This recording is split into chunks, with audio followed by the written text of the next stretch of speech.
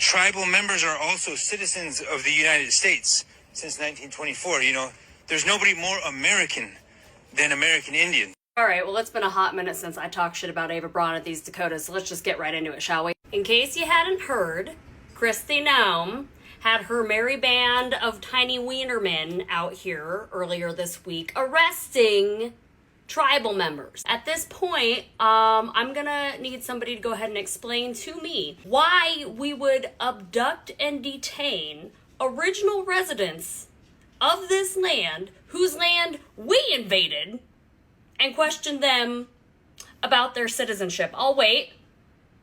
Okay, moving on. Oglala Sioux tribe is Pine Ridge, and they were the first reservation to ban her from their lands. Eventually, all of the reservations in South Dakota would unite in solidarity to this same effort. She is not allowed on any of the reservations in this state. She was accusing the reservations of working with the cartel for drug trafficking. And I'm going to tell you right now, as somebody who used to use little drugs, the only drugs I ever purchased was from a white man, but I digress. What I see is retribution. What I see is she took a hit to her ego when that happened, and now she is wanting back on these sovereign lands, and I'm pretty sure she's planning on building some detention centers there. And I'm not saying that the indigenous people are going to or are not going to either way incite violence against the administration. However, we are going to get to a point soon where you're going to see people start to defend themselves out of survival. And now you got all the white people out here like, oh, what can we do? Well, can we join the Black Panthers? You can't even boycott a fucking Target for a week, Cassidy.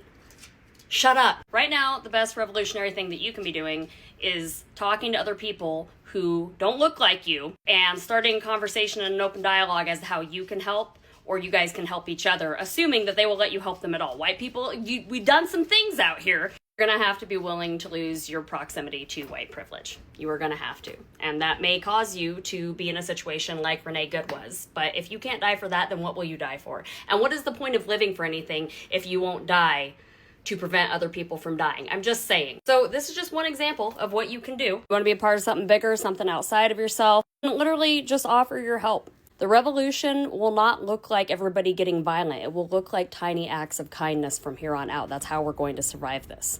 White people, you better get on board.